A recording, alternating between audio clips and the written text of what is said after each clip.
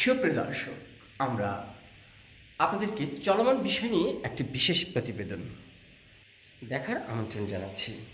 আমার সাথে আজকের আলোচনায় অংশগ্রহণে আছেন ঢাকা মহানগর উত্তর রূপনগর থানা ৭ নং ওয়ার্ড বিএনপি সহসভাপতি শেখ ফতুন মিয়া, যাকে আমরা রাজপথে ১৭ বছর দেখেছি আন্দোলনে, বর্তমানও দেখছি আন্দোলন করছেন সুন্দরভাবে একটি সমাজ গড়ার লক্ষ্য নিয়ে।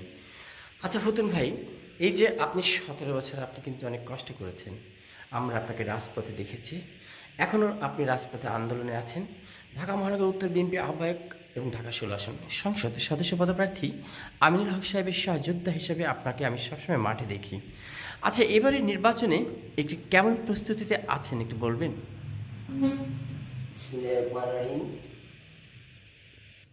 আজকে রূপনগর থানার ৭ নং আঞ্চলিক ওয়ার্ড আমরা সমস্ত বিএনপি অঙ্গ সংগঠনের নেতৃত্বে আমরা একসাথে আমরা আমিনুল ভাইয়ের পক্ষে আমরা দানের শীষ যে বেগম খালেদা জিয়া আমাদের নেত্রী এবং আমাদের ভারপ্রাপ্ত চেয়ারম্যান তারেক রহমানের নির্দেশনায় যে দানের শীষ প্রতীক নিয়ে আমাদের রূপনগর থানা এবং পল্লবী থানার আওতাধীন যে আমিনুল হক ভাই আমাদের দানের শীষের প্রতীক নিয়ে যে নির্বাচন করতেছে, আশা করি ইনশাআল্লাহ আমরা এই পল্লবী থানা এবং রূপনগর থানার সমস্ত রাজনীতি বিএনপির যত অঙ্গ সংগঠন আছে আমরা সবাই একসাথে আমরা আমিনুল ভাইয়ের পক্ষে জনগণের কাছে ধানের শীষের প্রতীক নিয়ে আমিনুল ভাইকে জয় করবো ইনশাআল্লাহ। আমরা আশাবাদী, এতে আমাদের কোনো রকম ভুল নেই এবং সারা বাংলাদেশে ধানের শীষ মার্কায় জনগণ ভোট দিয়ে বেগম খালেদা জিয়ার হাতকে শক্তিশালী করবে এবং তারেক রহমান আমাদের যে ভারপ্রাপ্ত চেয়ারম্যান তার হাতকে শক্তিশালী করে আমাদের বিএনপিকে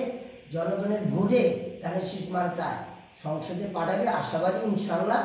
আমরা জনগণের কাছে অঙ্গীকার করব যে আমরা জনগণের সেবা করব।